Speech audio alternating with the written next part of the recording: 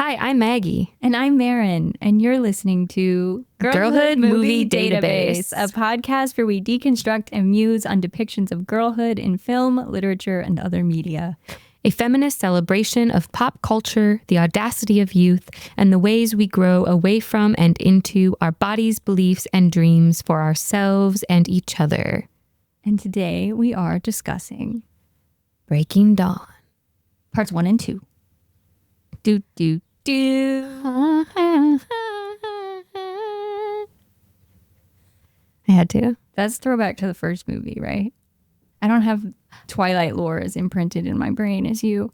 It's honestly one long movie to me, so I couldn't. I respect it. I couldn't really tell you. But Breaking Dawn Part 1 is by and far probably my favorite. Really? Yeah. Mm-hmm. Okay, we have a lot to unpack because I believe in a text message to you, I called Breaking Dawn Part 1 evil. I might have been a little hyperbolic because I was in a bad mood, but I don't think that's wrong. I didn't say it's my favorite because I think it's good or I agree with its messaging and politics. yeah. It's my favorite because I am the most entertained by its horribleness. Okay. And I like the wedding. The wedding is very classy. Mm-hmm. I like the setting. Her dress is uglier than I remembered. It's horrible. It looks like she bought it from Forever 21.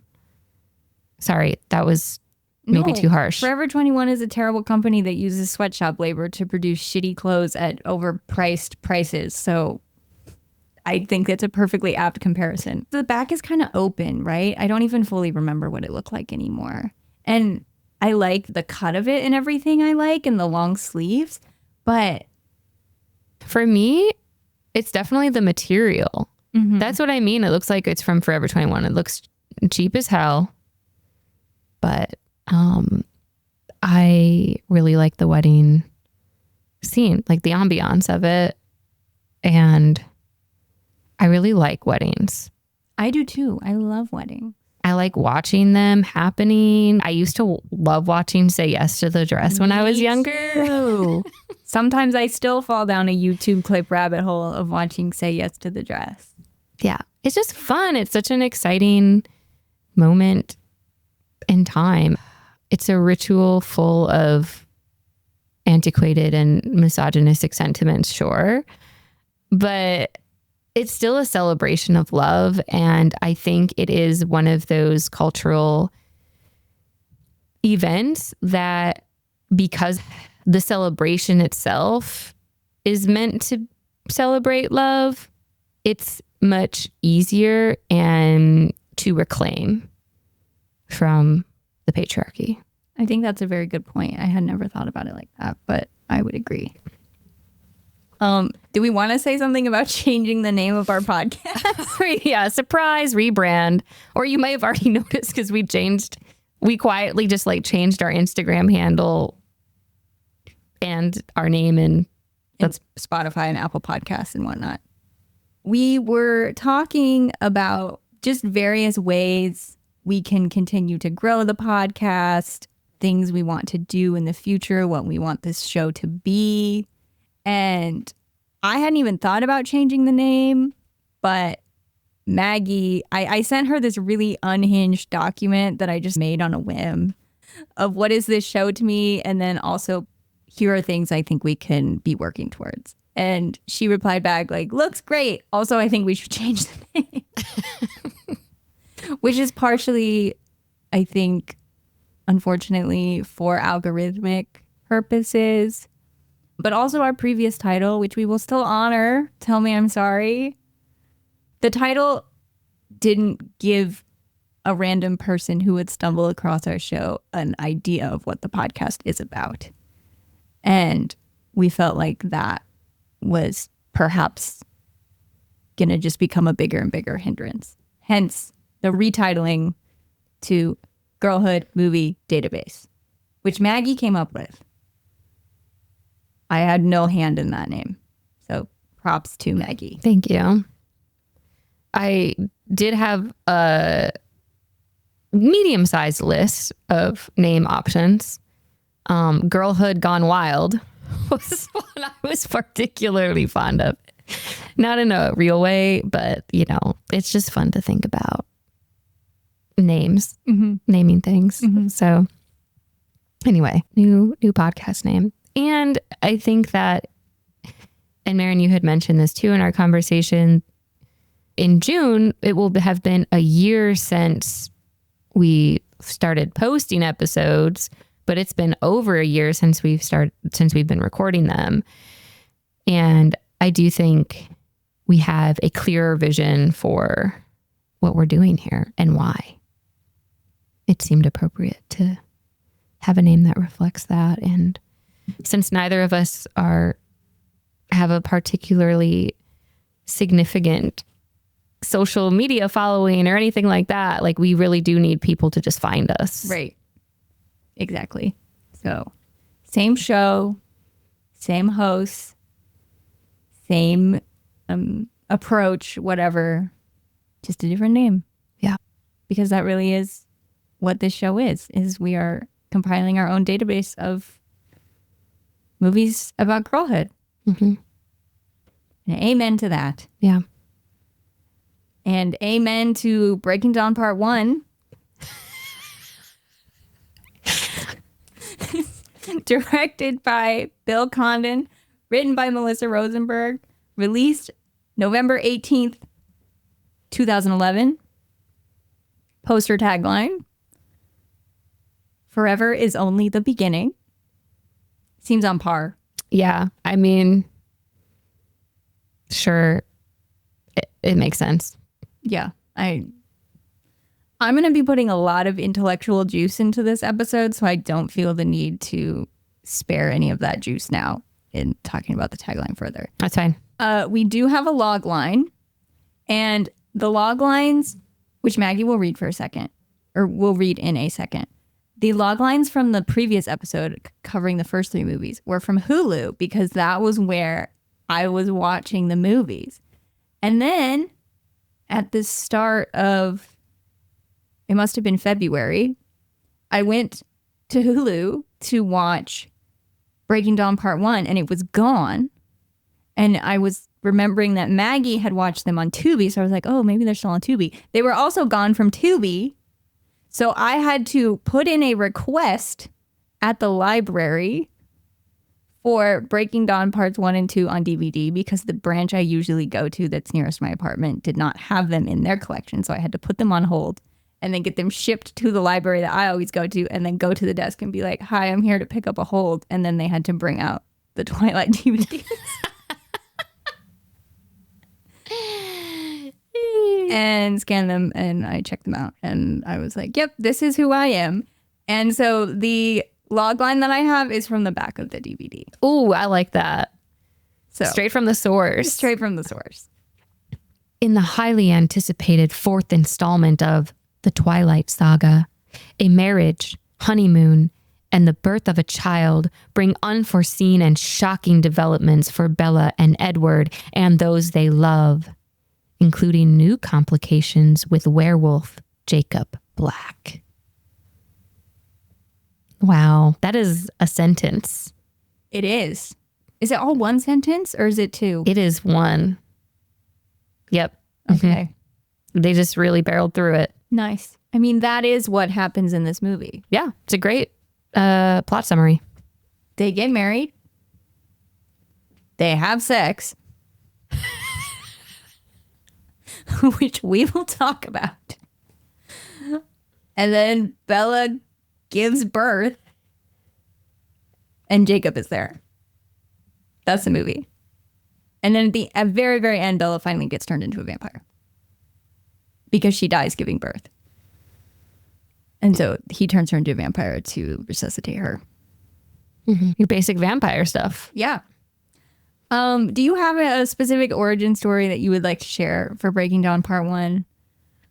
No, not really. Although I will say that when I went to plan my own wedding, I probably was inspired by the aesthetics of the wedding in the woods and the really tall trees. I knew I wanted to be outside and I wanted there to be trees. And I got both of those things. Yes. So it wasn't like, you know, consciously, I was like, I want to have a Twilight themed wedding. Like, that's okay if that's you. It just really is a misrepresentation of who I am. But I feel like I can't deny that it definitely subconsciously became a part of the aesthetic that I hope to have for my own ceremony, for sure. Well, you did make a Twilight parody TikTok at your wedding. I forgot about that. I remember this. It was honestly one of my favorite parts of the night. Holy shit. We'll need to post that with this. We'll need to repost that with this episode. Because, yeah, maybe it's not a misrepresentation of who I am.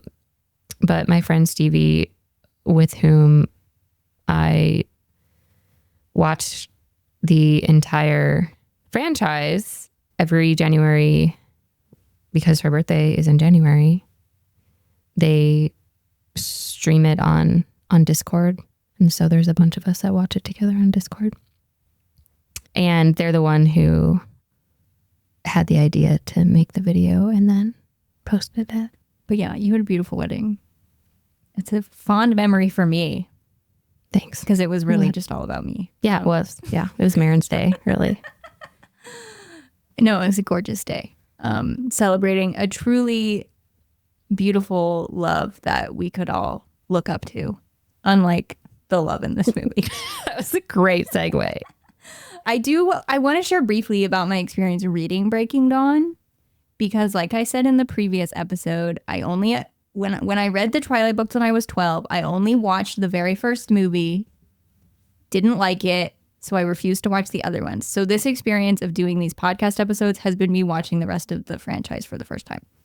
So I can really only speak to the origin story of reading the books when I was a 6th grader. And when I made it to Breaking Dawn, I knew this was the book where Edward and Bella get married and they have sex, because people were still really up in arms about it, parents and authority figures. I knew that it was controversial that they have sex. Just the fact that it's a book aimed at young adults depicting sex was very taboo for a lot of people. And I remember being really worried that if I had this book at school, a teacher would take it away from me because it was inappropriate. I genuinely thought I was being rebellious by bringing Breaking Dawn to school and carrying it around with me and reading it during free reading period time or whatever in language arts class. But also, my brain sort of short-circuited at this understanding that the book was controversial because it had sex in it, because being raised Catholic, I was like, well, they don't have sex until after they're married. And everything I've been told in my Catholic sex ed is that that's the right way to have sex. So why is it bad to talk about them having sex? Because they're married, they're doing it the right way. I was like, what is this big deal? And in that moment, I was so adjacent to having a breakthrough about how abstinence-only education seeks to deprive people who are sexually inexperienced of practical knowledge about sex and wants to suffocate their curiosity about sex until they're suddenly, quote unquote, allowed to have it within the confines of heterosexual marriage, of course. And how that framing creates all kinds of physical, emotional, psychological problems. I was like so close to having that breakthrough, but I didn't. That wouldn't come until years later.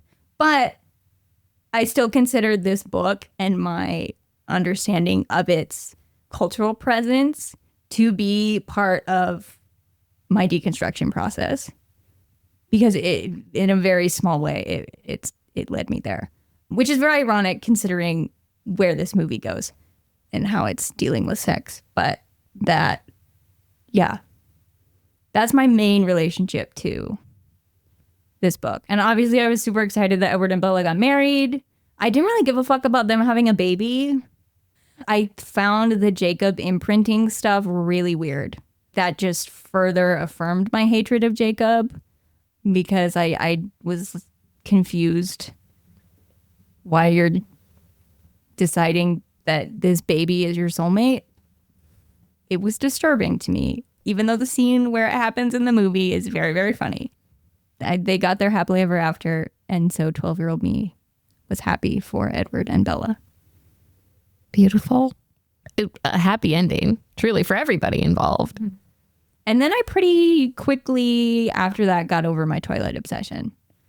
I wasn't waiting for the release of the movies, so it didn't get dragged out over multiple years. I truly, I think within a few months, I was like, okay, yeah, that was a thing I read. Moving on to other things, which I want to circle back to that later, the staying power or lack thereof of this story for me. Yeah. Okay. Which is shocking because what a well-crafted story. Yeah. I have a spiel about the sexual politics of the first 3 Twilight movies that I didn't get to in our previous episode because we ran out of time. But before, because I've just been talking a lot, Maggie, is there anything you want to say generally about these movies or whatnot? You know what we could do first? Yes. Is I could give everybody a rundown of the timeline. Oh, of their whole relationship? Yeah. Okay, yes, please. Okay, because I think that will be good. Okay, so this is from a Reddit page posted by Mossy Pinniped, MOSSYPINNIPED. So thank you, Mossy, for this. And it's a visual timeline of Edward and Bella's relationship. Okay.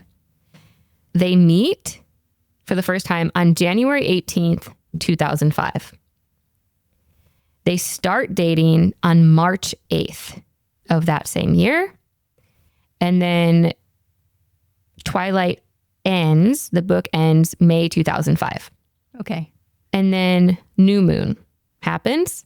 They break up on September 15th of 2005. So we're still in the same year. They get back together March 22nd of 2006.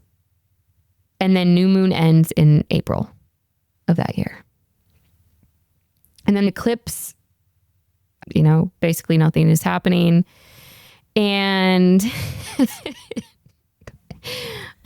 they get engaged on June 13th of 2006. Okay. And keep in mind, Edward was gone for months and months during this time period. The entire duration they're broken up in New Moon, he's gone. They're apart for 6 months. Mm-hmm. But they've only been... And before that, they were only together for 6 months. And then, and then they get engaged, basically. Yes.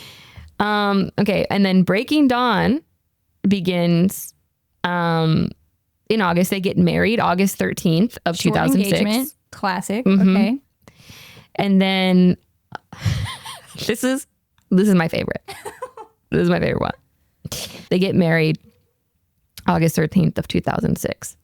Renesmee is born on September 11th, 2006. I'm laughing at her birthday being on 9/11. I'm sorry. No, it's fine. It's literally, and it's less than a month later. They get married. They go on this honeymoon. All of this shit happens. And then Renesmee is there. Mm-hmm. And then Breaking Dawn ends in December of 2006. So their whole relationship cycle through the whole series is under 2 years. Yeah. Because they meet January 2005. when they're juniors in high school. And then they graduate and then immediately get married and have a kid. Mm-hmm. Yeah. Okay. And I have not fact checked this, but I just trust Reddit. I do too, because it is very obvious that things are progressing quickly. Even if the exact dates aren't correct, we still know that they met when Bella was a junior in high school and her graduating high school is a pivotal plot point in the story, and that's when they're engaged. So even that's just graduating high school and immediately getting married, to me, is very eyebrow raising. Yeah. And then, yes, the accelerated pregnancy. And he was gone. And he was gone for a long time. Right away in the beginning, he was gone for half of their relationship immediately. Okay, if you think about this timeline and factor in Jacob, though, it becomes even more insane because it means that over the course of under 2 years, Jacob met Bella, fell in love with Bella, and then instead decided that Bella's newborn child was his soulmate and imprinted on her. And by the end of the series, it's canon that Jacob and Renesmee will live a long and happy life together. Yeah, it's a romance for the century. Wacky. Oh, shit. Wacky as hell. And so now, I, with my Catholic upbringing, want to dive into the sexual politics of these movies. Starting all the way back with the blue-hued masterpiece that is Twilight, directed by Catherine Hardwicke. This first spiel I'm going to go on is focusing on Twilight through Eclipse.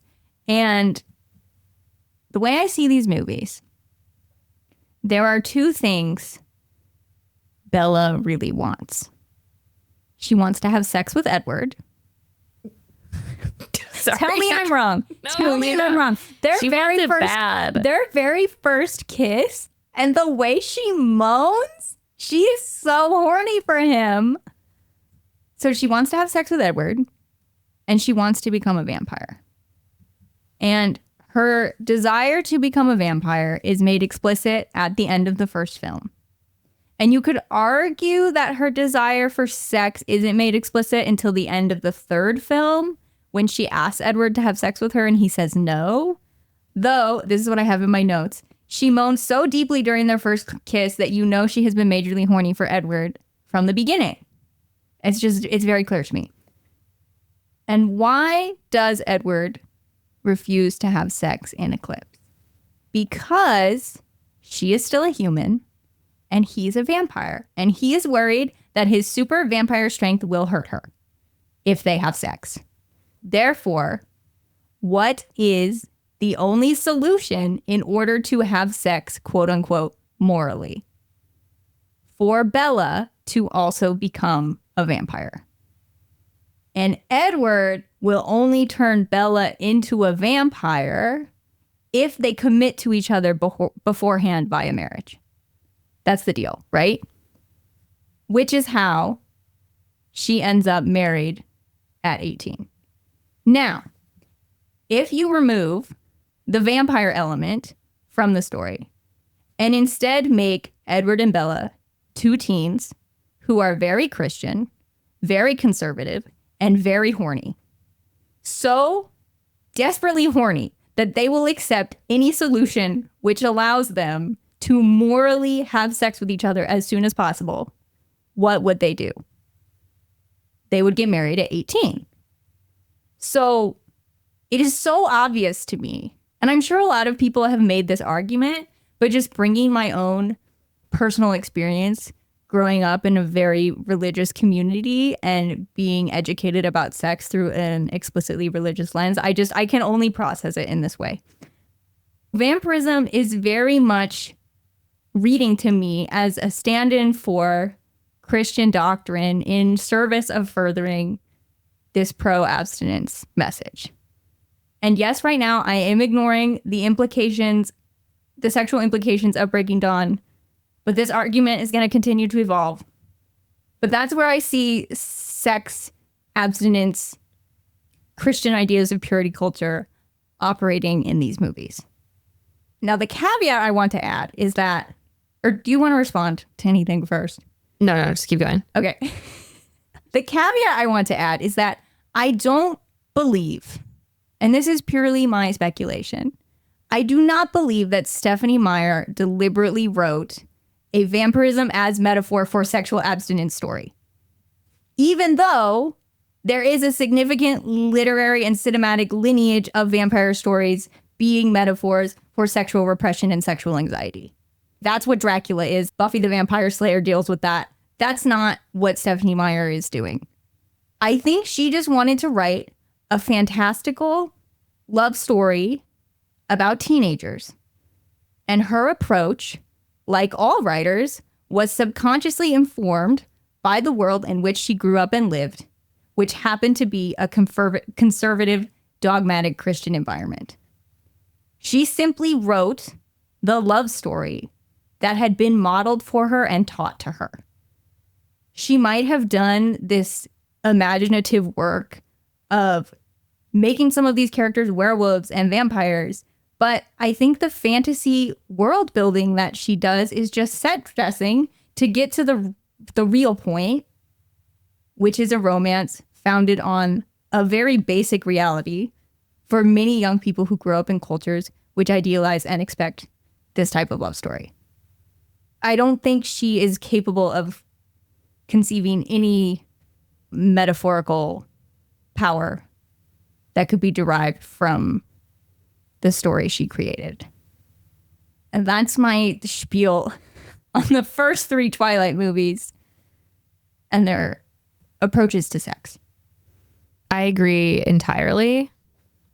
This is definitely going off everything that you just said. It will flow into each other.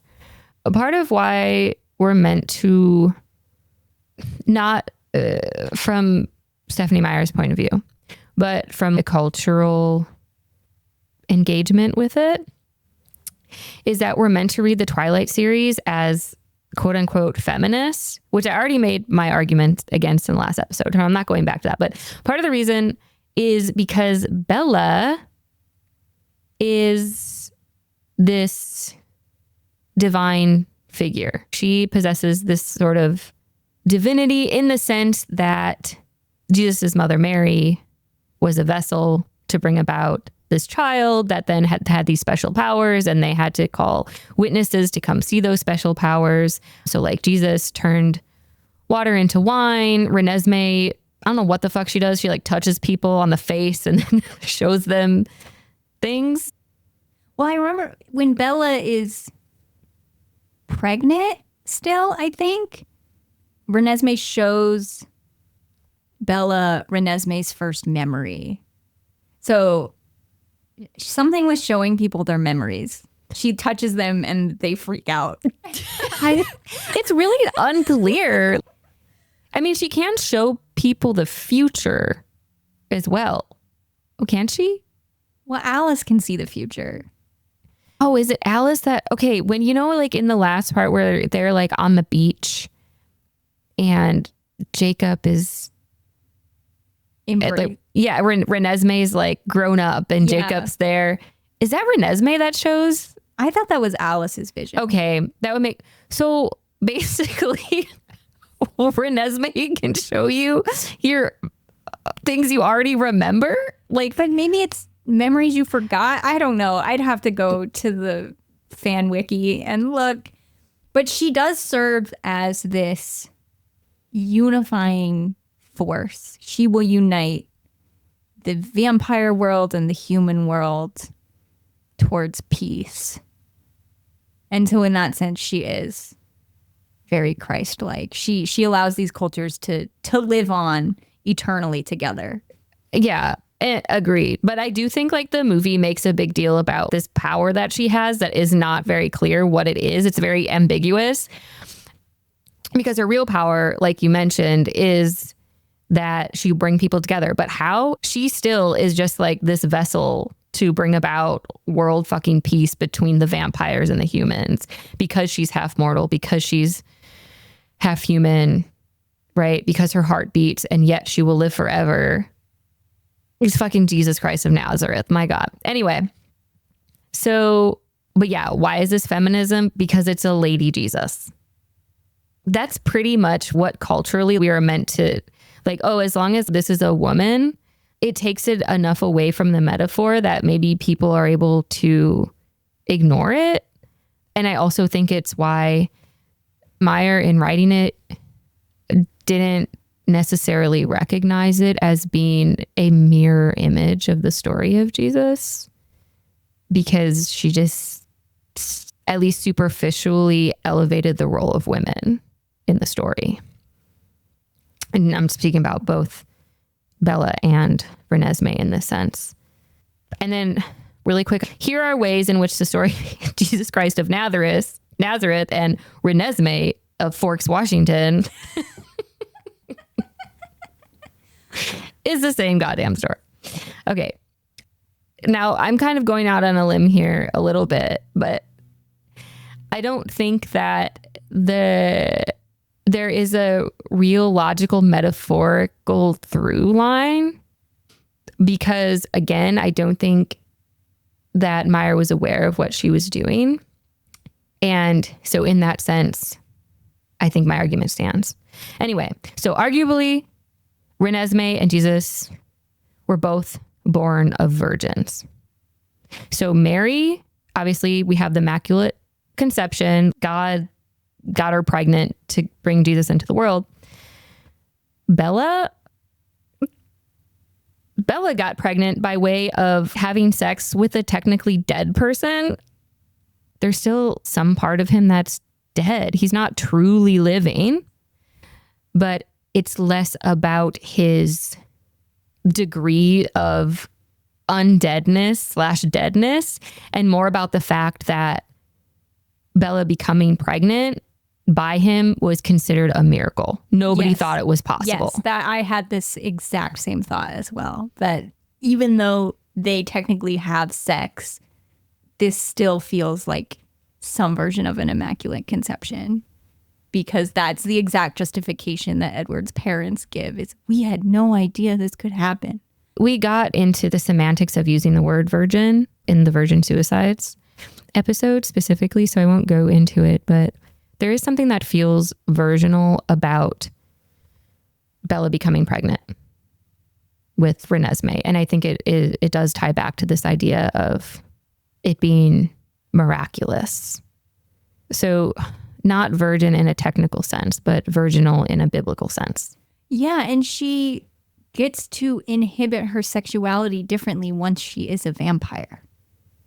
Because once she is a vampire, the sex between her and Edward, for lack of a better word, becomes more equal, because she's just as strong as him.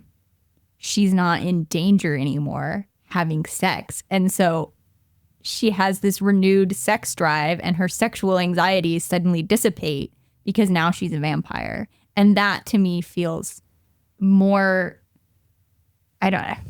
It's like that to me feels like the real time she had sex for the first time was once she and Edward had mutually vampiric sex. No, that's a really good point. I think that is more evidence of my argument that there is something sort of virginal about this birth. The sex becomes more real when she's a vampire. Tangential comment.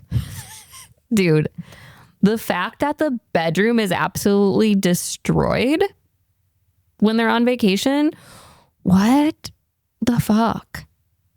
She would be dead. If that's what he did to a fucking like 4-post bed, you know what I mean? Like, that's what did a he nice ass bed.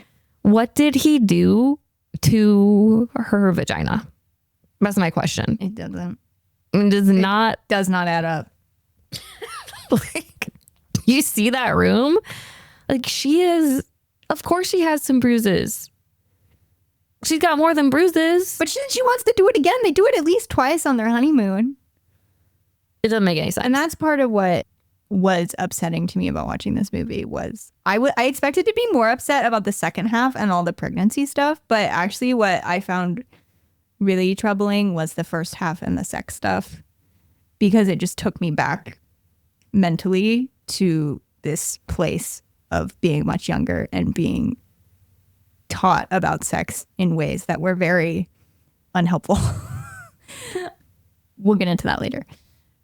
And then they just let the cleaning crew come in and see the broom like that. I wouldn't want anyone to see that if that's what I did. Edward has no shame, and he should. Yeah. And then there are issues with classism and racism and then like cultural appropriation again in that scene. Yeah. Because I don't remember where they're supposed to be honeymooning. I think it's Brazil. Okay. It's a remote island somewhere, though. I know it's in South America. And it's not entirely clear to me if I feel like, again, there are so many things as an audience member that I think we're just supposed to assume, and that we do assume based on the whiteness from which this entire franchise has been written. Mm-hmm. Not to mention the absolutely horrendous and very blatant racism that has run rampant in Mormonism since its inception. And that isn't to say that isn't true for other religions, but it is very particularly true and well documented for Mormonism. Anyway, so yeah, I get the sense that the people that come in to clean the room, they are meant to be part of the indigenous community in the area. Mm-hmm. They definitely have some sort of like ancestral roots, not only that location, but generationally, they are aware of the Cullens and who they are. And, you know, they have to come in and literally clean up their fucking mess. Anyway, I feel like I'm going on for a long time, so I need to... No, it's okay. The tangent needed to be had about the bed breaking sex. It was going to come up eventually, so it's fine that it came up here. But it's so disturbing. Yeah. All of this brings me back to the Gospel of Mary Magdalene, which I had already talked a little bit about in our last episode. So the Gospel of Mary Magdalene, it's a non-canonical text, meaning like it wasn't included in the Bible, along with the Gospel of Philip and some other Gospels. And the Gospel of Philip and Mary Magdalene in particular, not that they're the only ones, but it's very apparent if you read them that Mary Magdalene and Jesus had a sexual relationship, more than likely, or at the very least a romantic one. The Gospel of Philip talks about how Jesus and Mary Magdalene kissed on the mouth.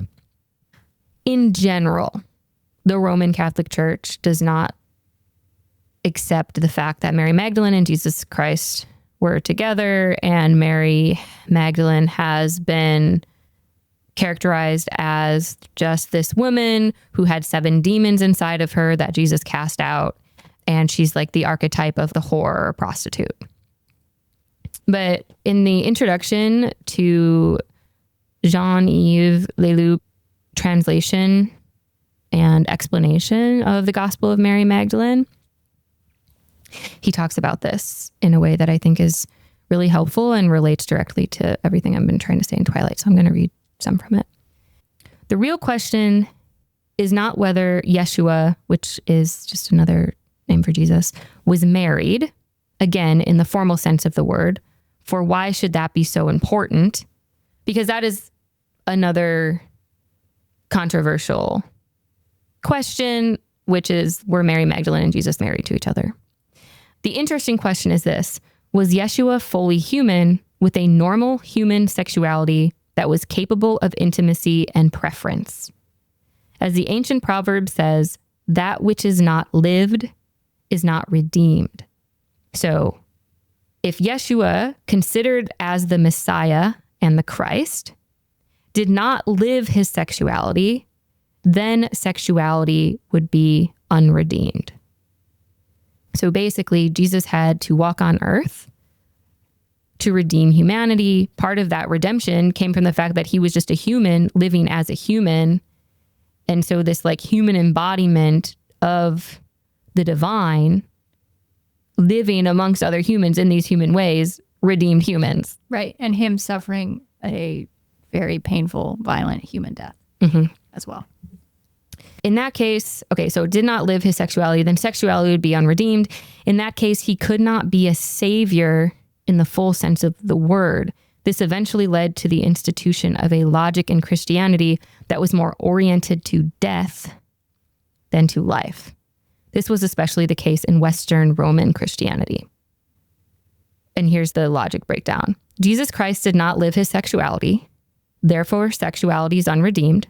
Therefore, sexuality is essentially a bad thing. Therefore, living your sexuality can be degrading and make you guilty. He just broke down like decades worth of mind sexual neuroticism in 4 sentences.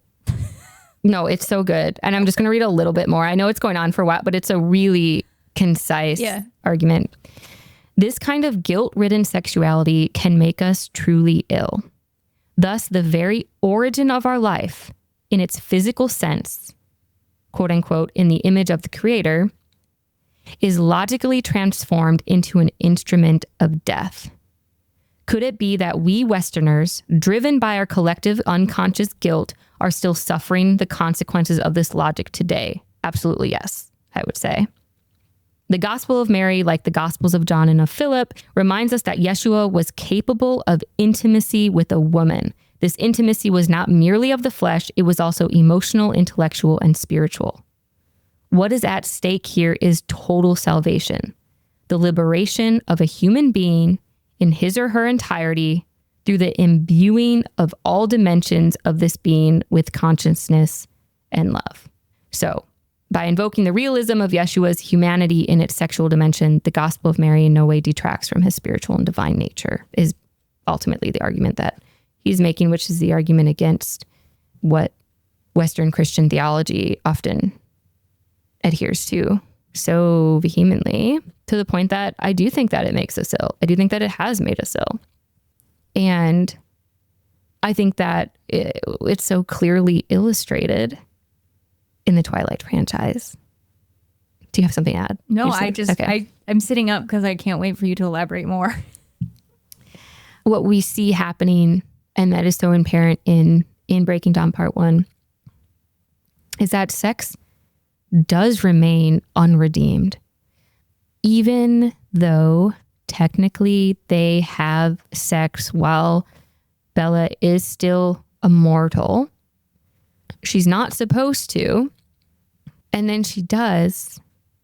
And then they're given a warning that they should not have done that by not only the vampires and the werewolves, but this insertion of these indigenous people on wherever island they're honeymooning on. Isle Esme. I think they own an island. I think the Cullens own an island. That sounds right. It's called Isle Esme. That's the other thing. Where the fuck did the Cullens get all their money? They are so rich.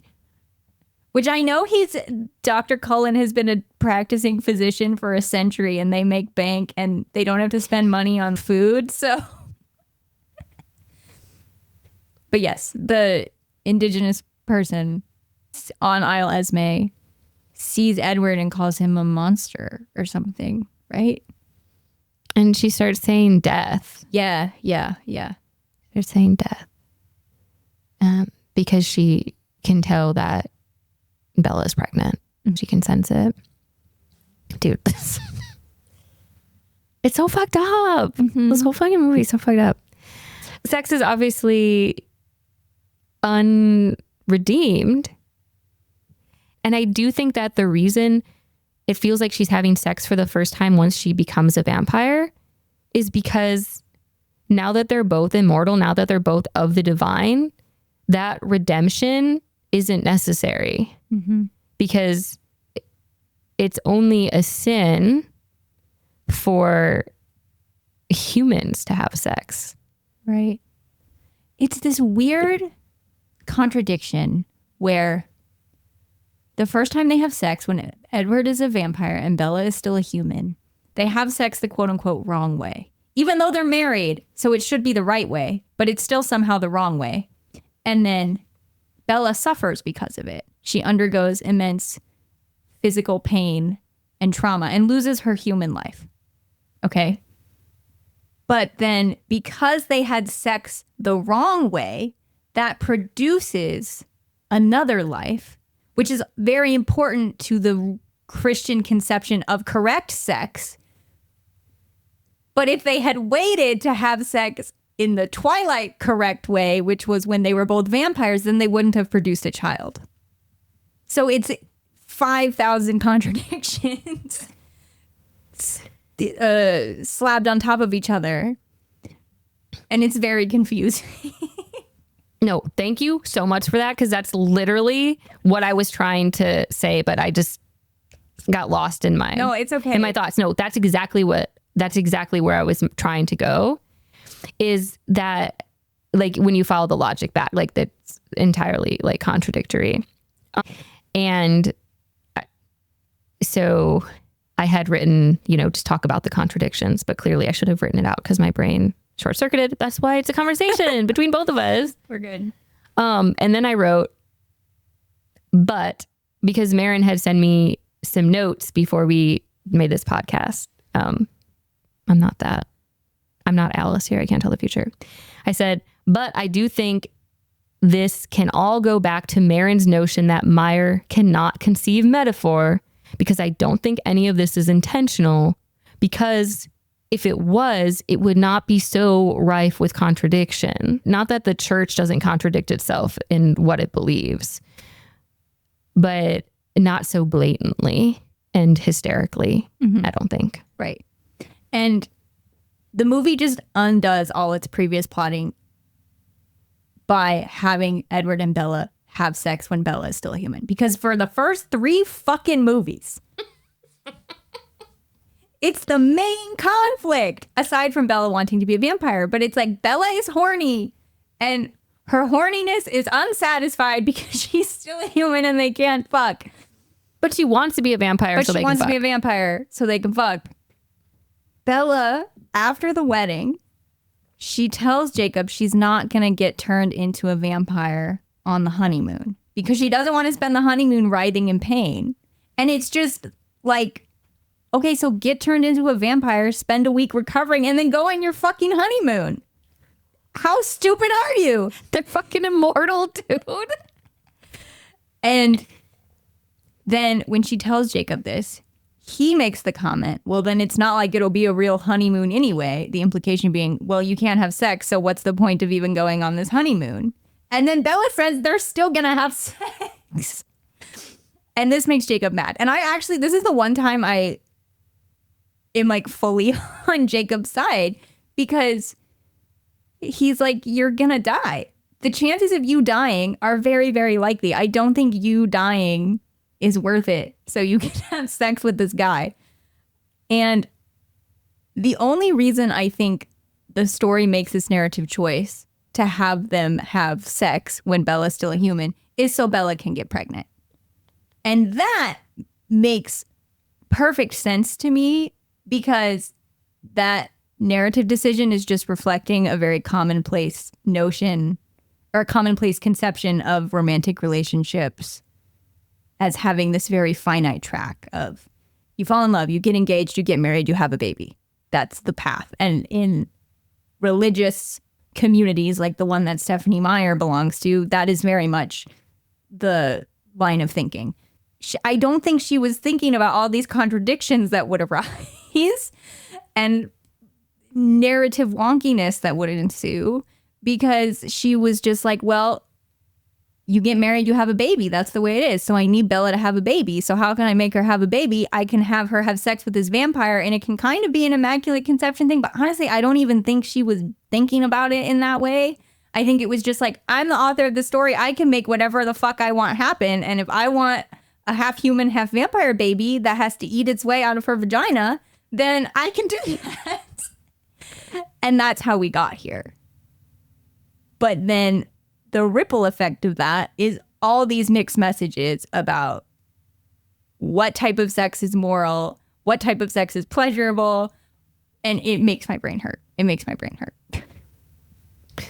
Going back to the conversation we had about the chosen one narrative that we talked about in the previous episode, and I was like, Renesmee is the chosen one here, not Bella. Bella's just a vessel.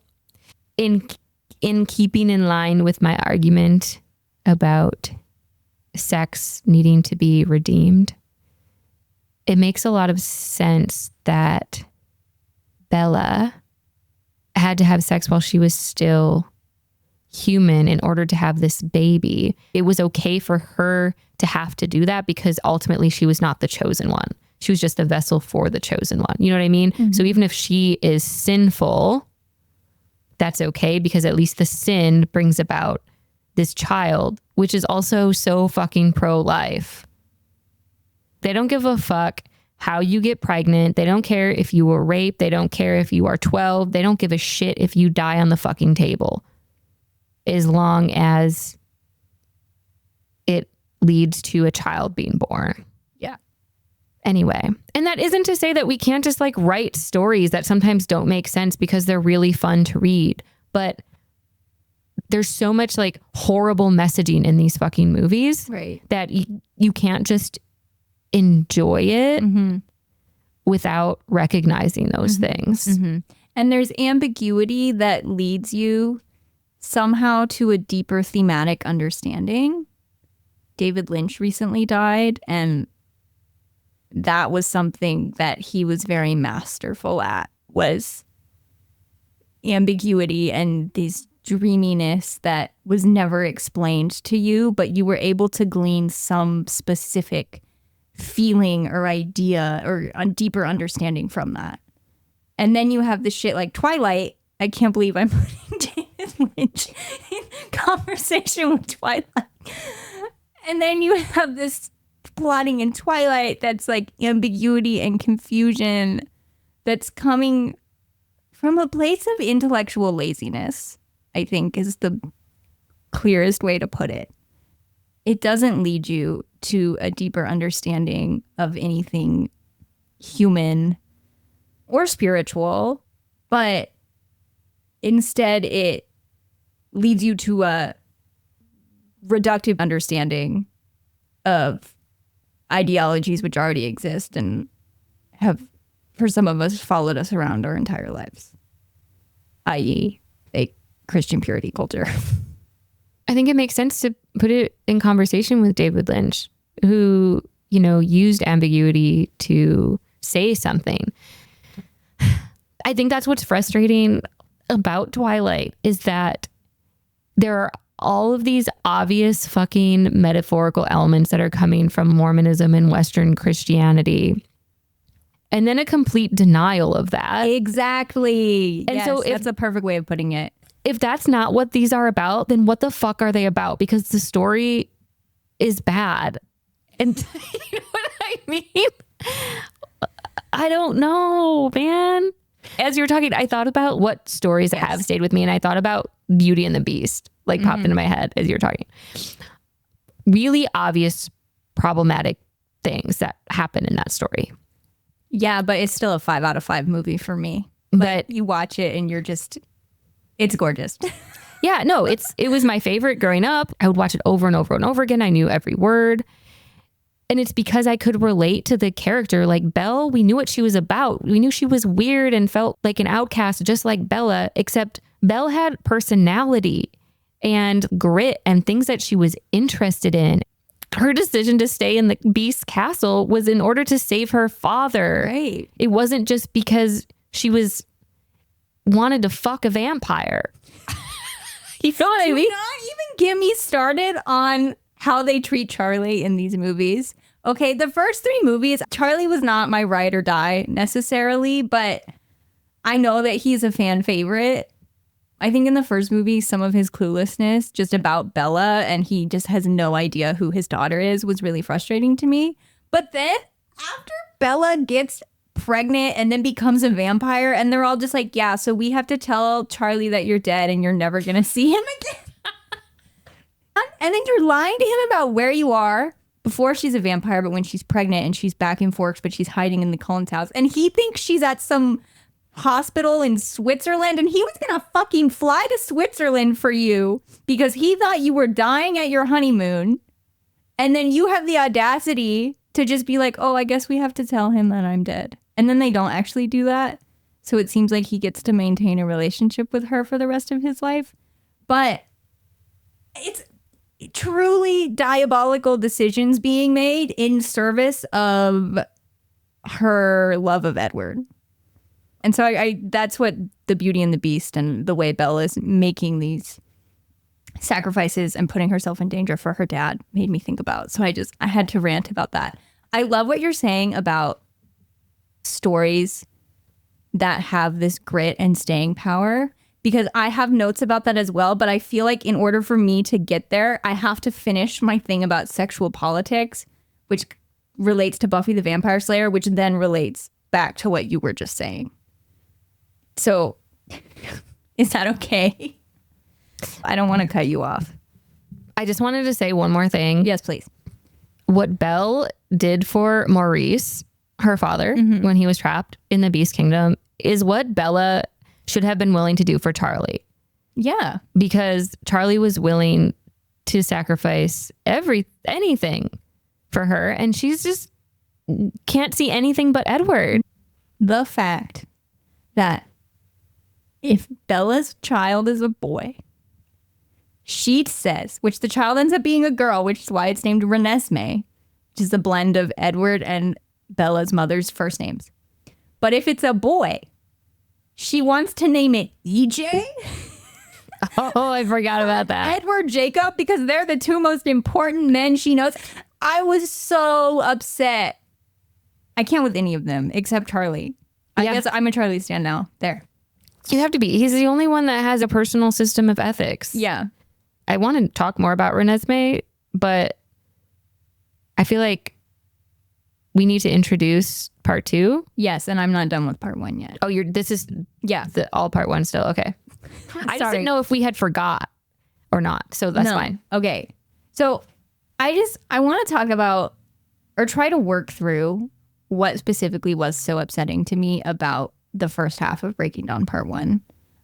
And I think it was just that, one, it just became so obvious to me how isolated Bella is, because literally the night before her wedding, she's not doing anything with anyone. She's just alone in her bedroom, and Edward comes to see her, and then he's like, okay, I gotta go to my bachelor party now. Bye. See you tomorrow.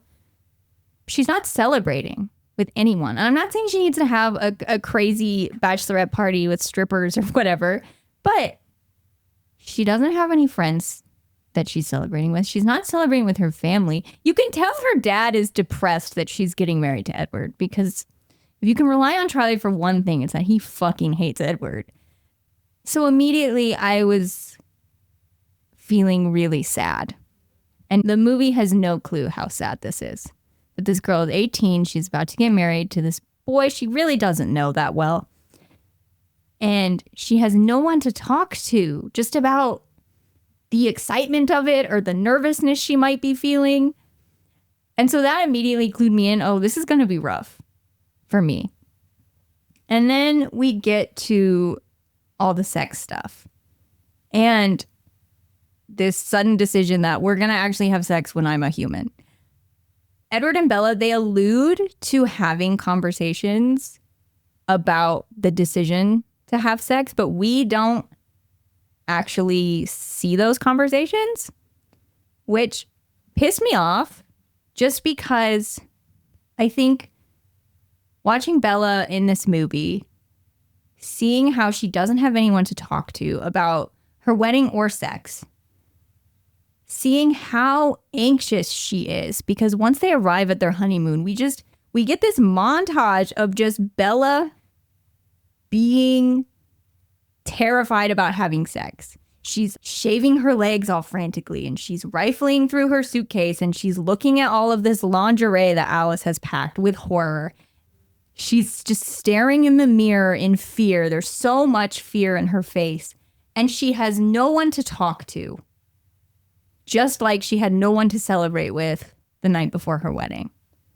And in watching her, I saw the girl I could have become if I had not, by myself, put in the effort to deconstruct and dewire my brain from what I consider harmful sexual ideologies I was taught when I was a very young person in school. Did you go to Catholic school throughout your childhood? I realize I don't know. I know you were raised Catholic, but... I went to Catholic school until the 4th grade. Okay. And then I went to Sunday school catechism every Sunday until the 8th grade. After my confirmation, I taught Sunday school for a couple of years. Okay. So, wow, look at you being a little community leader. So I went to Catholic school kindergarten through 12th grade. Theology class was a regular part of my curriculum for the first 18 years of my life. And part of that was there was always a sex ed component to it. And it was always about abstinence. It was always about how you can't use birth control. You can't have other types of sex that don't lead to the possibility of creating a child. Oral sex is evil. Getting fingered is evil. It's like all these, and I was taught the basic mechanics of what is an erection and why it matters for making a baby. But I wasn't ever taught what a clitoris was. I wasn't ever taught about vaginal lubrication as a biological, physiological phenomenon that happens. I wasn't taught a lot of things that I had to figure out for myself. And I did figure them out for myself. And I'm glad that I took the time to figure them out for myself. And I was just taught that sex was something that we don't talk about. And that sort of extended to like, if you have a partner who, even if you're not having sex with them yet, you still can't talk about sex with them. When I'm like, hypothetically, before you have sex with someone for the first time, you should have talked about sex in some way. Mm-hmm. I was not given any of those tools in my education. And so I had to reach this point of realizing, oh, I should have been given these tools, which is why I'm so grateful that I read Judy Blume books when I was an adolescent, because she was my gateway to gaining a lot of those tools. And I had to unlearn a lot of things. Thankfully, I did not end up an anxious, afraid mess right before I had sex for the first time that Bella was. I'm not saying like you can't be nervous or like it's wrong if you're nervous or whatever, but just seeing it, I was simultaneously horrified and grateful that I went on the very arduous journey of deprogramming myself. But I was also horrified that I was so close to being that. Mm-hmm. So just knowing that teenage girls were seeing this and thinking this was romantic, this lack of communication, this lack of foreplay, whatever, thinking it's romantic, it just, I couldn't get over it. And it made me so unbearably sad. And so watching Bella have sex for the first time under these circumstances, I was like, this is a tragedy. And the movie doesn't understand that. Yeah, I mean, I can't disagree with any of that. I think that because I've watched these films for like entertainment purposes for so long, and even if I understood the fucked upness of the deeper messaging, I never really stopped to think about, how truly, truly sad it was that Bella has been so isolated. And this naturally made me think about one of my favorite television shows of all time, which just by coincidence, I am rewatching right now, which is Buffy the Vampire Slayer. I first watched Buffy the Vampire Slayer when I was 16. And then on the weekend of my 26th birthday, we had recorded the Cruel Intentions episode not that long before it. So I was thinking about Sarah Michelle Gellar and I was like, I should rewatch Buffy the Vampire Slayer. Plus now it's been a decade since I watched it the first time. So this will be interesting. And I have been watching it. Did you ever watch Buffy? I watched some of it, but I really watched Charmed. Okay. Instead. Okay. Not for any specific reason. I just gravitated towards witches. Okay. Because Buffy is a show that deals with vampires. It deals with romances between vampires and humans. And it also deals with Buffy's sexual awakening I want to put these two things in conversation with each other, specifically season 2 of Buffy the Vampire Slayer. So the main conceit of Buffy, for people who don't know, even though it's one of the most iconic TV shows ever, is that I'm just going to read the little voiceover that plays before every episode in the first 2 seasons. In every generation, there is a chosen one. She alone will stand against the vampires, the demons, and the forces of darkness. She is the Slayer. Now, already there's so much to mine here. But one, I just want to say the show spends 7 seasons interrogating the viability of being the quote-unquote chosen one. Because one, Buffy, who is a 16-year-old girl, she builds a community of people who help her save the world. So it's never just she alone who's saving the world. 2, the show spends its entire run exploring the psychological and physical burden on her of being the Slayer. And 3, the show's mythology gradually evolves so that it becomes possible for multiple Slayers to exist at once. I'm going to spoil a bunch of shit. This show premiered 25 years ago. So it's really good. I still think people should watch it. So yes, Buffy, she has these powers that come with being the Slayer. She has like super strength. She'll have prophetic dreams. She's very agile. She's very tough. She's very strong. And part of her destiny now, because she has these powers, which she did not choose for herself, is that she can fight vampires and demons. And she lives in Sunnydale, California, which is this fictional town that's on a hellmouth, which is a place of increased demonic activity. So there's vampires and shit all the time, and she's got to kill them. Okay, so early in season 1, she meets this dude who's named Angel. Maggie's nodding her head. People remember Angel. She meets Angel, and Angel is a vampire, but you don't know that at first. He's just some dude who lurks around and knows a lot about vampires and what the vampires are up to. And then in the 7th episode of the first season, you learn that Angel is a vampire. Now, Angel is different than other vampires because he has a soul. This is something that Twilight talks about. Also, vampires in Twilight do not have souls. That's kind of, I think, across the board vampire lore is vampires do not have souls. And so in the world of Buffy, part of what makes vampires violent and have no conscience is that they do not have souls. And Angel, when he first became a vampire, he too lacked a soul, and he was this notoriously violent and dangerous vampire, a kind of legendary status. And after killing this family, the remaining members of the family cursed him with a soul. So he loses his thirst for killing. And so in that way, he's a quote unquote good vampire. But now because he has a soul, he also has a conscience. So he has to live with the knowledge and guilt of all the people he killed back when he was a soulless vampire. Okay. So that's how he becomes part of this group that helps Buffy fight the other vampires and demons and stuff. And they fall in love. It's not clear. Angel's like a 200-year-old vampire. So it's weird. And there's a plot continuity error where at one point they say he was 18 when he was sired. So he's like a frozen 18-year-old. But then later they say he's 26, which there's a huge difference between being 18 and 26 and dating a teenager. So I don't know.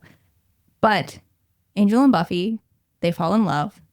They start dating. And in season 2, there's this character who is tangentially related to the people that cursed Angel initially with his soul.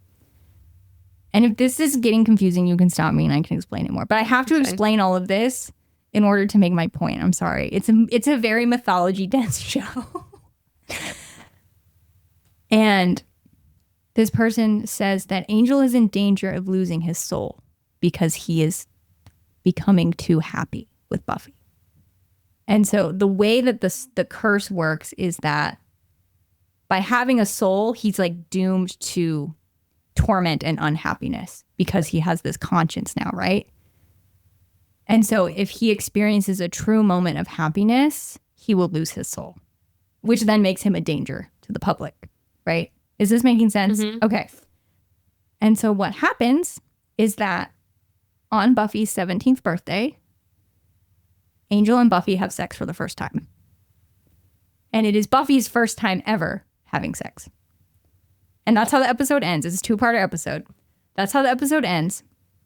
They're asleep together in the bed.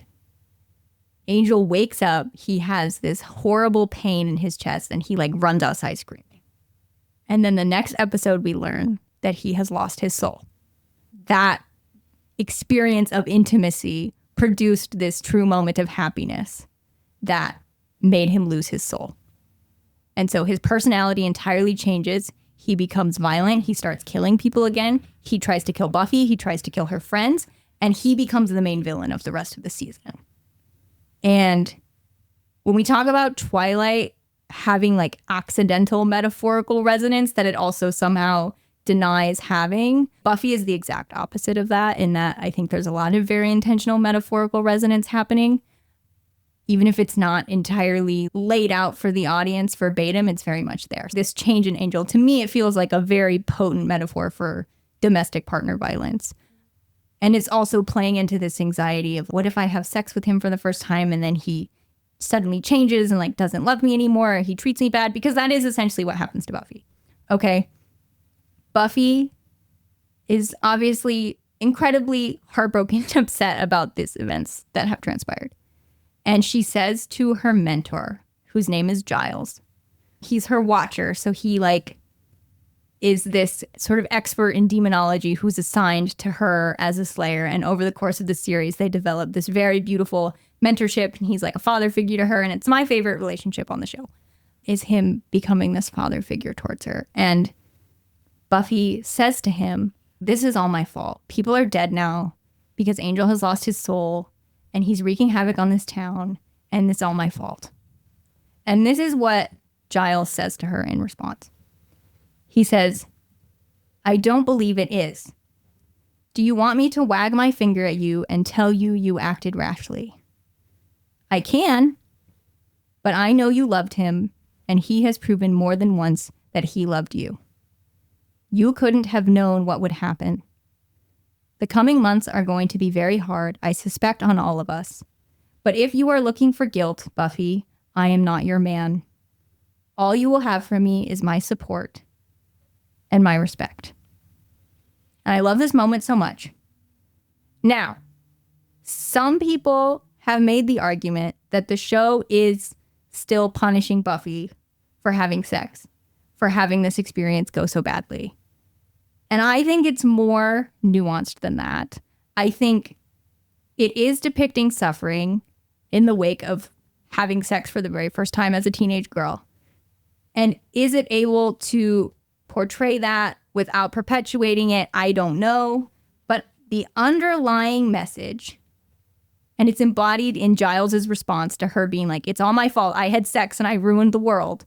And his response, the underlying message in that is that it is a tragedy that this has happened to Buffy. The problem is not that she had sex. The problem is that the privacy and sanctity of that act has been degraded by outside forces. Breaking Dawn, quite simply, does not have any of that thoughtfulness. And keep in mind, this episode aired, I believe, in 1998.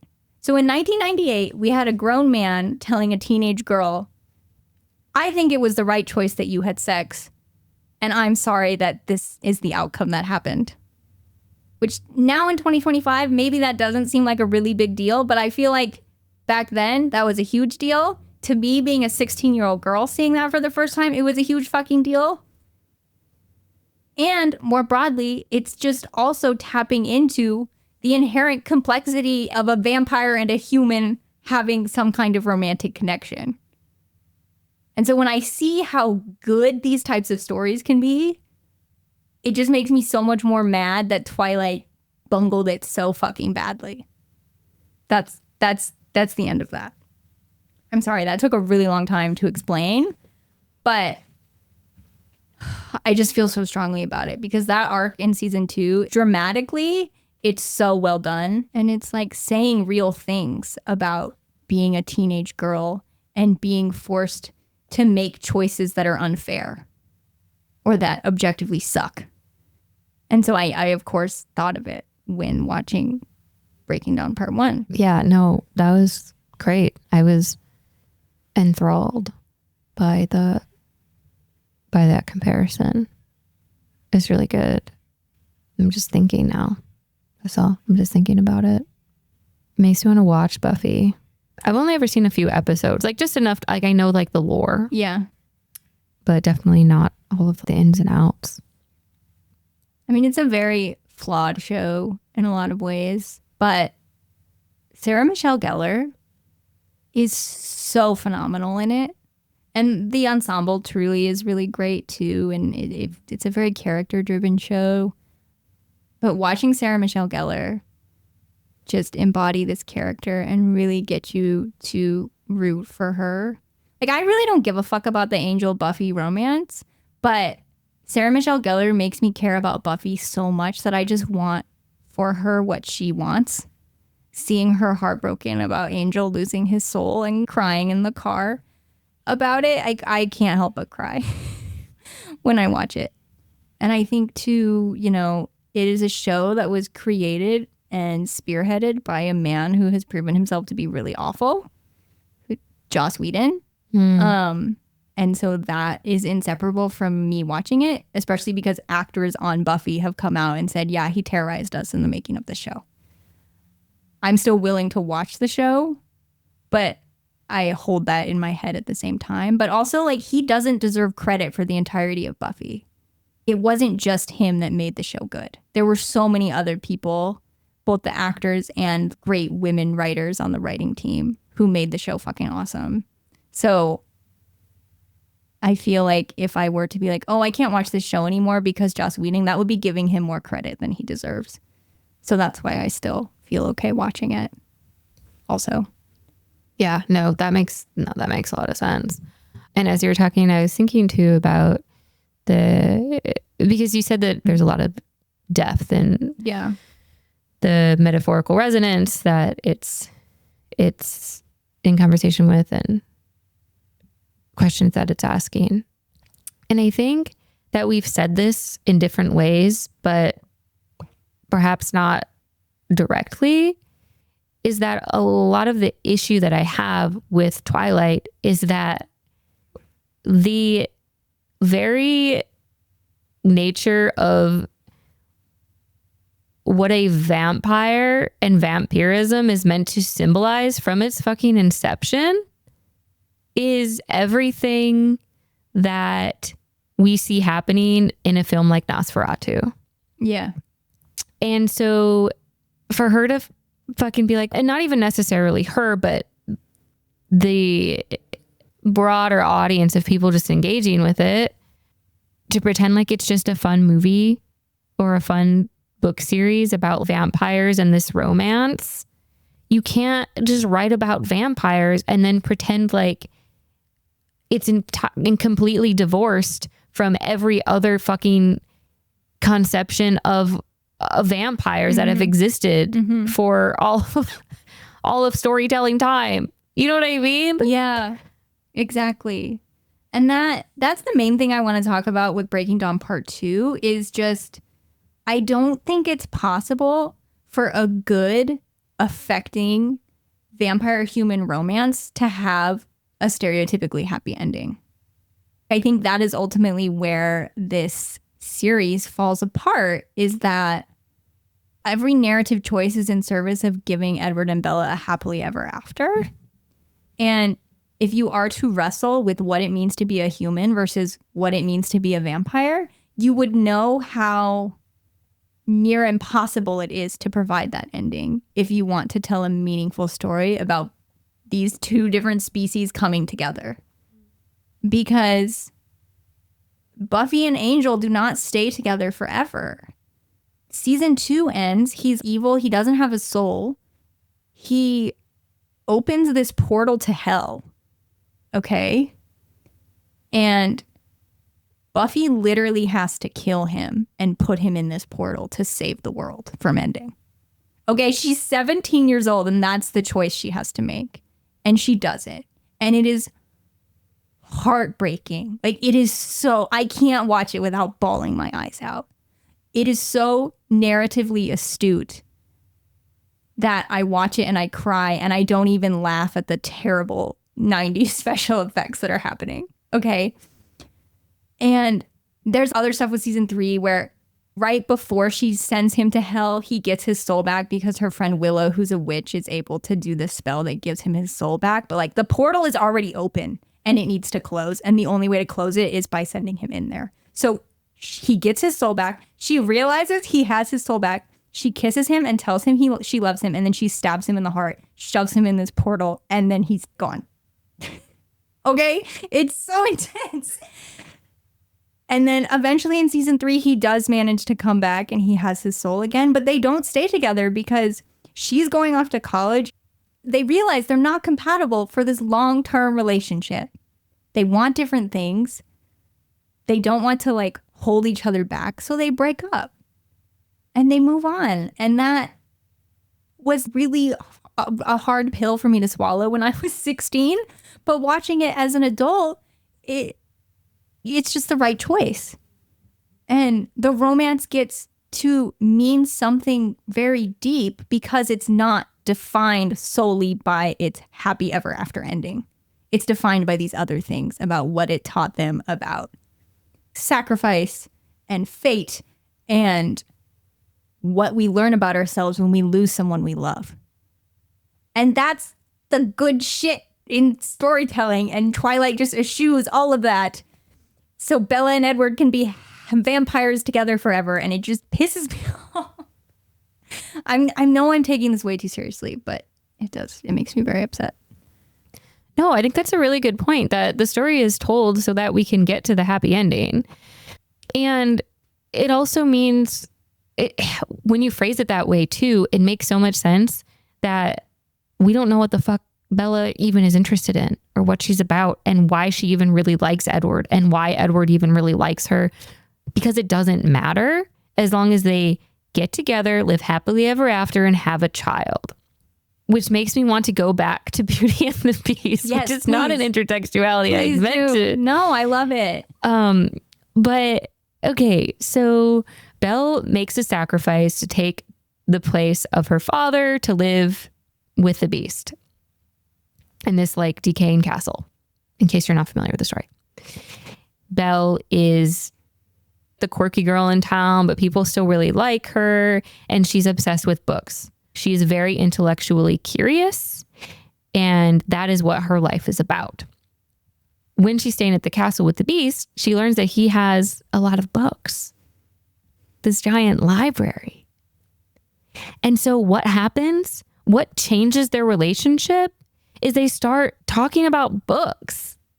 They realize that they are both intellectually curious people, that they like to read and have conversations. And then the Beast has a character arc where he's willing to risk his chance at becoming human in order to liberate Belle so that she can be reunited with her father. It's a beautiful story with real character development. And it is a story for fucking children. I love that you have brought us here. One, I was going to go to the library after this anyways because I have books I need to return, and I am checking out Beauty and the Beast DVD. I'm pretty sure I'm going to have to walk into the children's play area to get it. I don't care. That was my other takeaway, especially from part 2, breaking down part 2, which has this, is trying to build this tension by there being this all-out war between the Volturi and the other vampires because they want to kill Renesmee, right? But obviously Edward and Bella and co do not want Renesmee to die. And so there's this whole battle sequence that ends up just being in Alice's mind. You see this whole fight sequence unfold. It's 10 minutes. It's very long.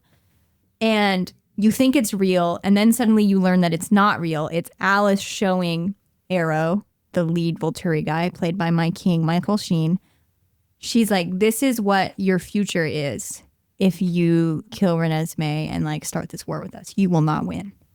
So we can either fight this war and beat you, or you can give up and we can live in peace. And so he opts for the latter. And I know this fight scene is really iconic. People love it. The part where he's like, can I see the child? And then he like laughs. It's very, Michael Sheen is, if I'm being fully honest, Michael Sheen is in contention for a Marin Movie Award for 2025. Because him in these movies is so on point. But I was watching this scene and I couldn't even get into the fun of it because it's so neat and tidy. Like, people's heads are being ripped off and there's no blood. There's no viscera. And it's just, to go back to a word we've used, it's gritless.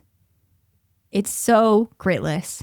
And I was thinking about other impactful shows that I watched in my adolescence and high school years that had some sort of fantasy or science fiction theme to them. And so here's just a brief list. These are the ones I could think of off the top of my head. Buffy the Vampire Slayer, Doctor Who, which is about a time-traveling alien, Lost. They crash on an island and then shit gets weird. And then Merlin, which is a show about Merlin and King Arthur and the Knights of the Round Table and magic. Buffy the Vampire Slayer aired on the WB, so it was designed for a teen audience. Doctor Who and Merlin are shows designed for children. They're PG kind of rated shows. Lost is definitely more of a show geared towards adults, but like it aired on ABC, so you could watch it. It wasn't like Game of Thrones level violence or anything. But all of these shows engaged with the supernatural or the fantastical in some way, and often used those elements as a thematic conduit to explore things like loss, heartbreak, death, sacrifice in ways that were incredibly profound to my young self. And would probably still be profound to me a decade later if I rewatched these shows. The only show on this list that I've rewatched is Buffy the Vampire Slayer. And as I've said, it's been an incredibly profound experience. But I guarantee you, if I rewatched any of these other three shows, it would be just as profound an experience. I can still remember watching the season 2 finale of Doctor Who when he and Rose get separated by dimensions and they can't say goodbye to each other. And I was crying my eyes out. And this is a show for children. This is why I wanted to bring this up in conjunction with Beauty and the Beast. These shows truly did teach me something about being human and the heartbreak that is inherent to being a human being. And they didn't shortchange their narrative power and potential by settling for these tidy, stereotypically happy endings. And I don't watch a lot of contemporary media that's made for children or adolescents, so I don't know how this landscape has changed, but I'm skeptical that media being made now with younger audiences in mind is as attuned to, or is as willing to instill children with these really big, complicated, perhaps upsetting emotions in favor of giving them access to something incredibly profound. I don't know. I see so much being lost in this sanitization of vampires and adolescent love that is happening in Twilight. And that is why I think when I read these books, they dissipated so quickly from my brain. Whereas, BBC Merlin, it's a show made for children, but it deals with serious shit. It's about fascism. It's about the oppression of people who possess magic. There's all this stuff in it that is actually saying something. And Twilight's not. And I know I keep making the same point over and over and over, but I was shocked by how obvious it was to me watching these movies that they're truly saying absolutely nothing that is profound. Right. I mean, they're not using these fantastic elements of vampirism and werewolf creatures to make some kind of like real moral argument. Edward and Bella never actually have to sacrifice anything. Well, she has to sacrifice her humanity. She doesn't want it though. But she doesn't want it, exactly. So they don't ever have to sacrifice anything. There are temporary moments where they have to break up, but then they get back together. They get everything they want. Everything that they do to remain together results in other people having to sacrifice for them. Yes. The entire fucking franchise is so unaware, and it's kind of infuriating. They literally just become vampires to live forever.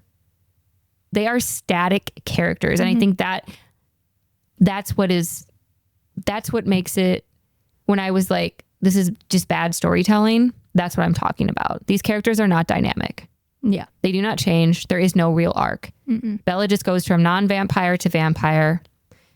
And Edward literally is the same person the entire fucking time. Yeah. So. And Jacob goes from pining after one person to her child.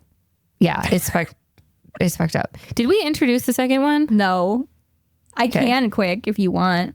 I know we're almost done, but I just feel I have like one more thing to say that would make sense to say after we. Okay. Well, that's fine. I just feel like we should. I'm feeling very energized right now. I know we've been recording for a long time, but I feel good. So, yes, Breaking Dawn Part 2, directed by Bill Condon, written by Melissa Rosenberg. Melissa Rosenberg, I hope, was making bank because she wrote all these movies. And if I could write the Twilight movies and then be set for life financially, I would. Released November 16th, 2012. Poster tagline, the epic finale that will live forever. Sure, yeah, true. And then, do you want to read this logline? Again, this is from the DVD that I got from the library.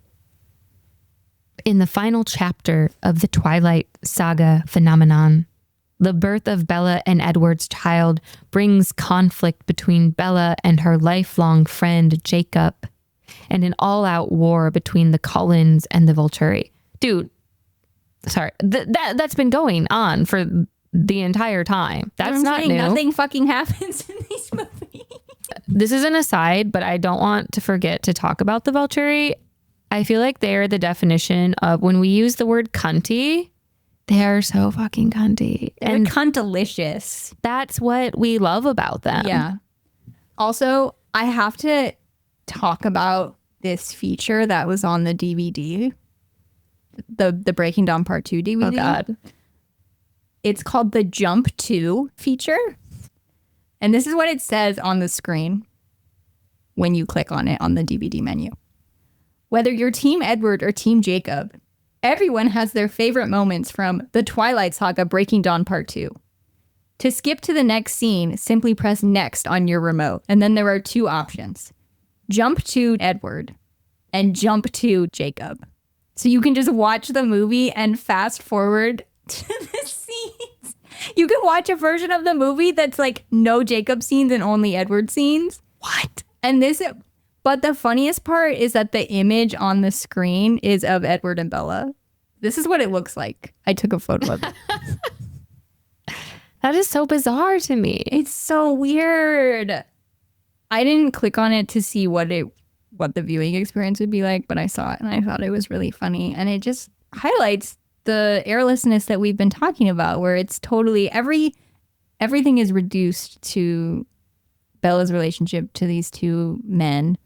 And those relationships are not in service to asking bigger, more thoughtful questions about what it means to be a human in love.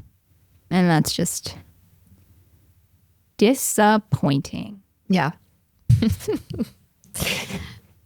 There's no real way to like segue this. I'm just kind of going back to this idea of like sex needing to be redeemed or whatever. I love that phrasing. That's been really helpful for me, is phrasing it that way.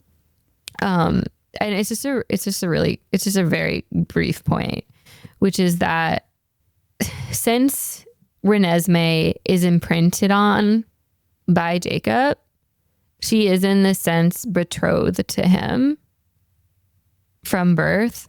He's an immortal creature. And I'm using this idea of immortality as being somewhat synonymous with the concept of divinity.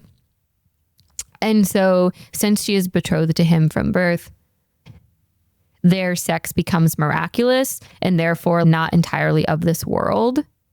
And so that is a way in which the story avoids having the question of sex occur within the confines of the sinful, dirty nature of humanity. Yeah. That's a very good point. That's all I want to say. And the fact that part of the reason Jacob imprints on her is to prevent the pack from killing her. And so in that way, he also does it for Bella, but that also turns Jacob into some kind of, not a messiah, but he's a protector. They are in his debt in that way. And when really conservative Christian cultures talk about the man being the leader, it's a man's job to lead his family. That feels like a one-to-one sort of example of that idea being transposed into this fantastical world of, I'm going to take this step to be the leader, to put this family together and protect this family.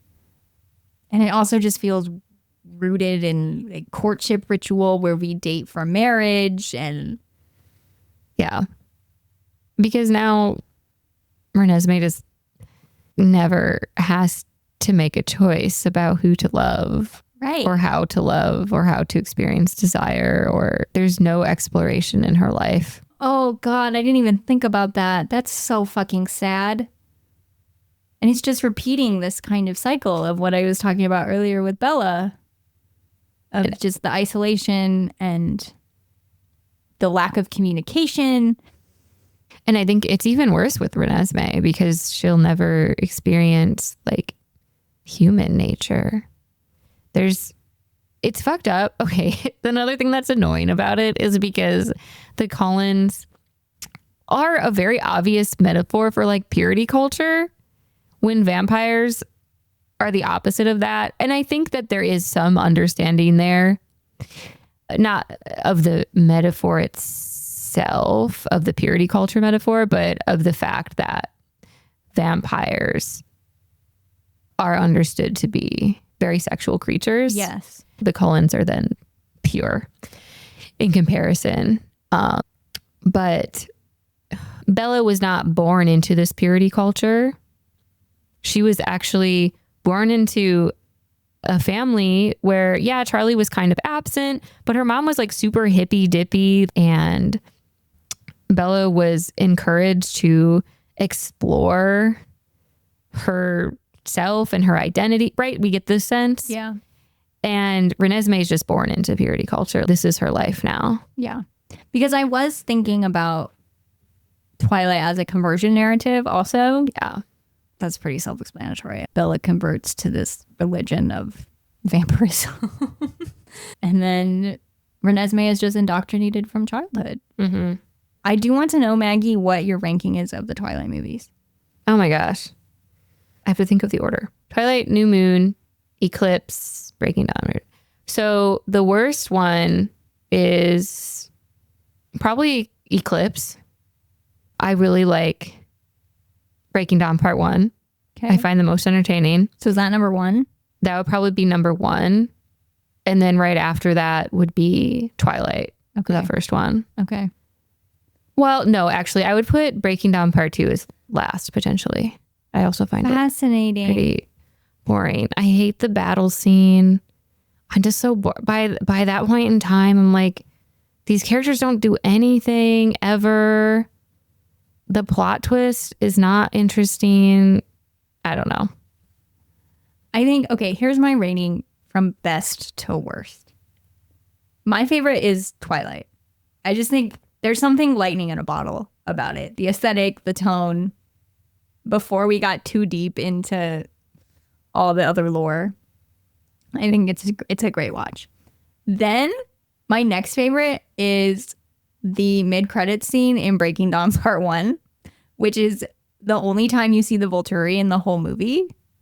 And it's just really fucking funny. And I love the Volturi so much. So they get their own tier.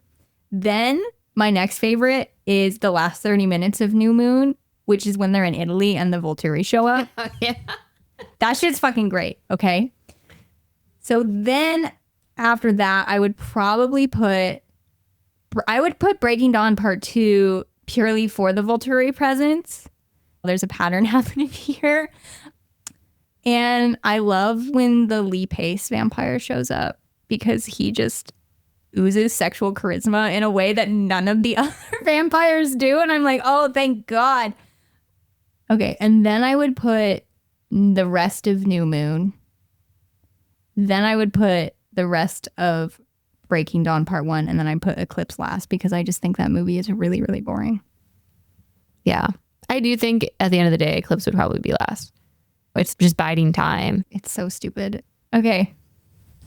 Woo! What does this franchise, or these movies specifically, Breaking Dawn Parts 1 and 2, make you want to tell your younger self? God. This isn't even about Twilight necessarily, but it's making me think that my love for Beauty and the Beast is so valid. It's good storytelling.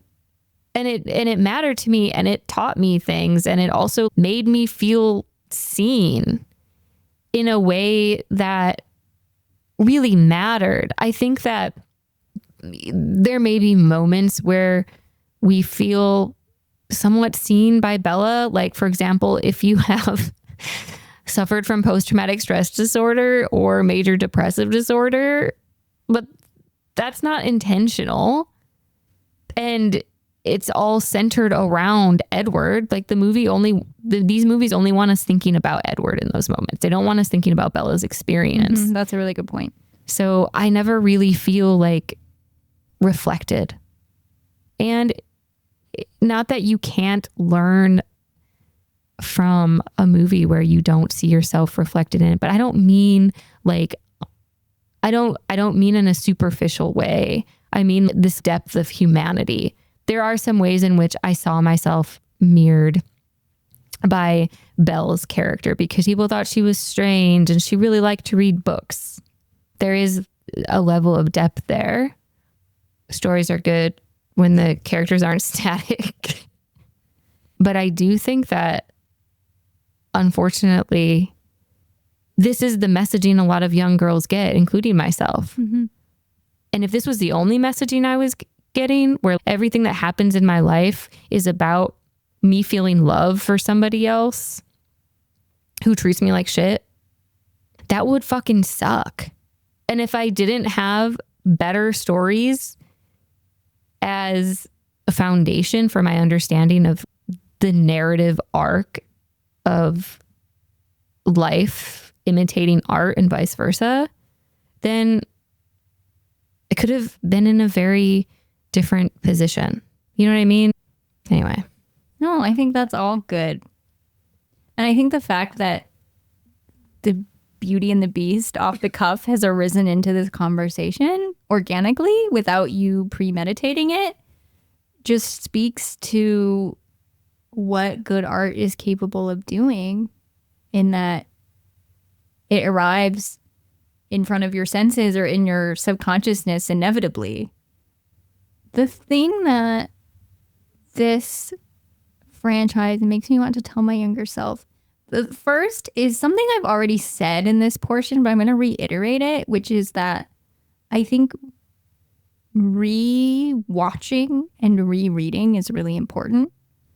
It's really hard to make time to do that. I know that, but I think for me, it's a really integral part of being a thoughtful thinker and critic. And this experience of watching the Twilight movies for the first time, but in that sense, revisiting a story that I was once very familiar with has been really valuable. And doing that in conjunction with revisiting a different show that I first encountered in my youth, it's been a really enriching experience. And the second thing I want to say in conjunction with that is that I would tell my younger self that it's good to sit with why you think something is bad. Watching something that's bad does not always have to be a wash, because you can still think deeply about why it's bad. Mm-hmm. And a profound way to do that is to put the bad thing in conversation with a good thing, like we have been doing throughout this conversation today. Thank you so much for listening. We would love it if you subscribed to the show on your podcast listening platform of choice if you have not done so yet. That way, turn on post notifications. That way you don't ever miss a new episode. If you would like to give us a rating or review, that is nice. That is very helpful. We would appreciate that and be grateful. Check the show notes for the secondary text we reference. You can follow the podcast on Instagram at Girlhood Movie Database. Yes. And eventually you will be able, probably by the time this airs, you'll be able to email us your musings at Girlhood Movie Database. I think so. Maybe, potentially. There will be an email listed below and you can email us there. I'm assuming Girlhood Movie Database is probably still available in the Gmail sphere, but we'll see. We'll find out. I do have my Instagram still currently. You can follow me at _Saint_Margaret_, but I've been taking long breaks from it. So when you're listening to this, it might be up, it might be down. And if you would like to join our book club, you can do so by the link in our Instagram bio or copy the link in the show notes into your browser if you want to sign up for that. Yes. Alrighty. I'm Marin. And I'm Maggie.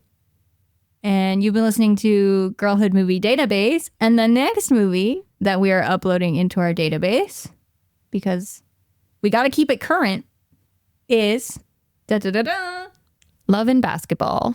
Yay! We're watching a movie that is good. I actually haven't watched it yet, but I know that it is very well regarded in the cultural consciousness. And I like the director's other movies. So I am banking on it being good. That's it. That's it. Okay. Okay, bye. See you next time. Bye.